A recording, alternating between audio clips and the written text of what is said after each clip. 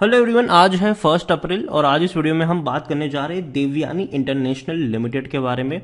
ये वो कंपनी है जो भारत में केएफसी, पिज्ज़ा हट और भी कई सारी छोटी रेस्टोरेंट चलाती है, उनको मैनेज करती है।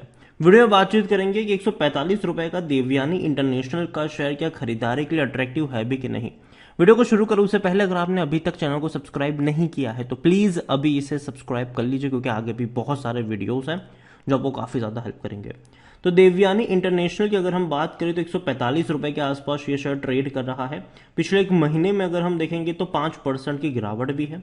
एक बड़े लेवल से गिरकर नीचे आया था, 150 रुपए से भी ऊपर था, टूट के बिखरा 140 से भी नीचे गया, लेकिन अब वापस से धीरे धीरे ऊपर उठने की कोशिश कर रहा है।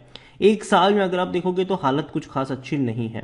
देखने को तो यहाँ पर 16-17% की गिरावट है, लेकिन अगर इसके हाई से कंपेयर करेंगे तो गिरावट और भी ज्यादा है, क्योंकि 212 रुपए के लेवल से ये गिरकर नीचे आया है, 212 रुपए से।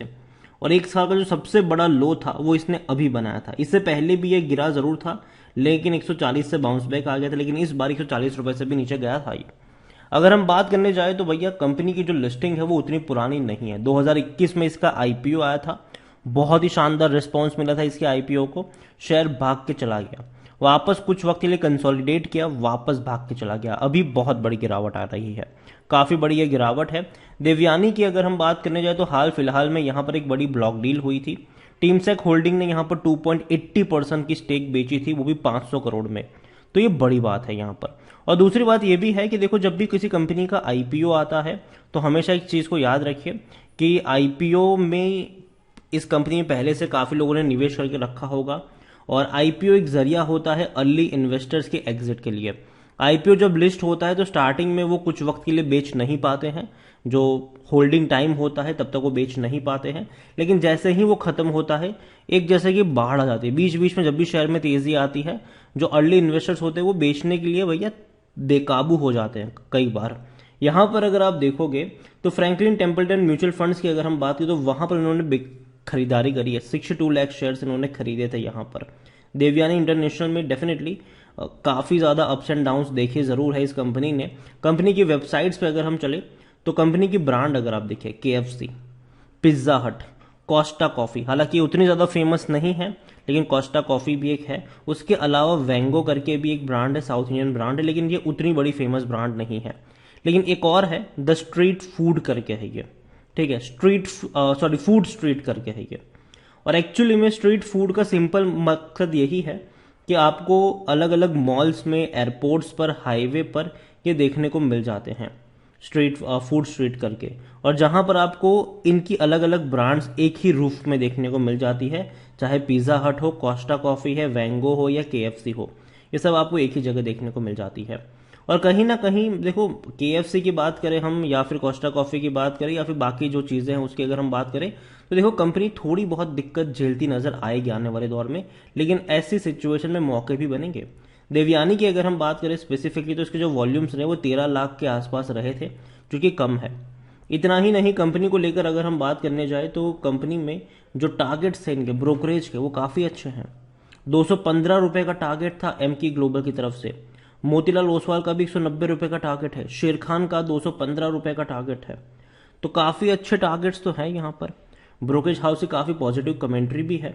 हमने कुछ बल्क डील होते हुए देखी यहाँ पर, आप खुद देख सकते हैं कि 21 मार्च 2023 को फ्रैंकलिन टेम्पल्टन ने खरीदारी करी और डुनेन इन्वेस्टमेंट ने यहाँ पर बिकवाली करी। तो मॉरिशस की है ये जिन्होंने बेचा है, और जो खरीदा है वो भैया फ्रैंकलिन टेम्पल्टन है।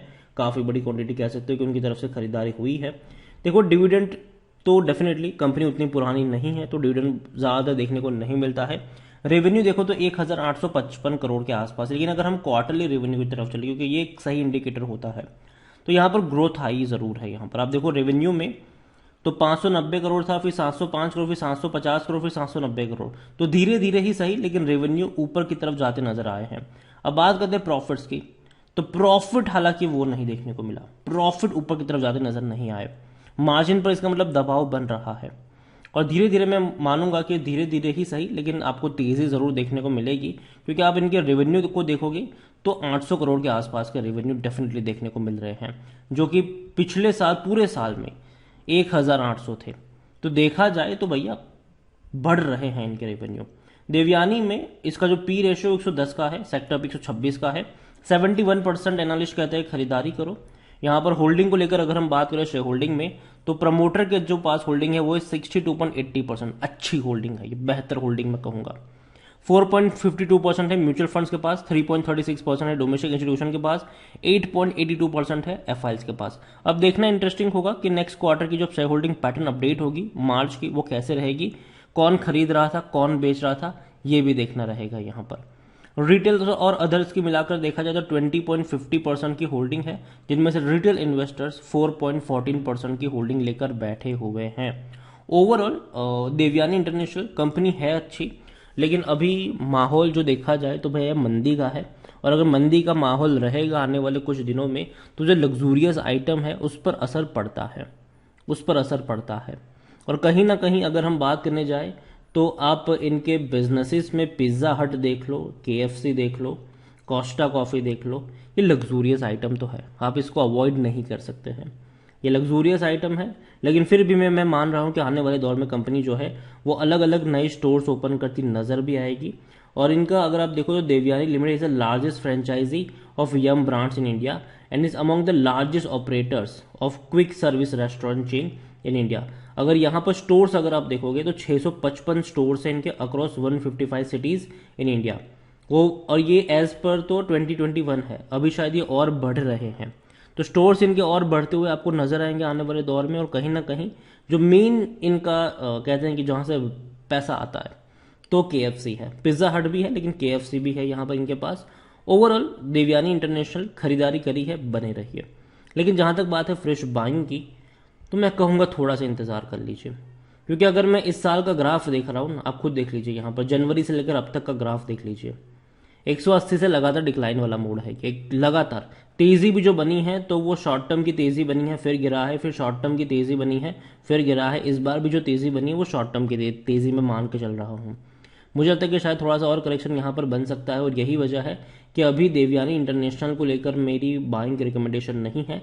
लेकिन हाँ, अगर ये थोड़ा सा करेक्शन और दिखाएगा, यहाँ से मान लो कि 10-12% और गिरता है, तो फिर एवरेज तो फिर यहाँ पर खरीदारी करने के मौके बन जाएंगे। तो उस रेंज पर आपकी नज़र होनी चाहिए। इसके अलावा एक और कंपनी भी है, वो भी भैया इसी बिजनेस में है, रेस्टोरेंट ब्रांड एशिया लिमिटेड, जिसको हम बर्गर किंग के नाम से भी जानते हैं। इसको 90 रुपए का ये शेयर है, और यहाँ पर भी अगर आप देखोगे तो हैवी करेक्शंस देखने को मिले हैं। 116 रुपए से ये गिरकर आया है जनवरी महीने में।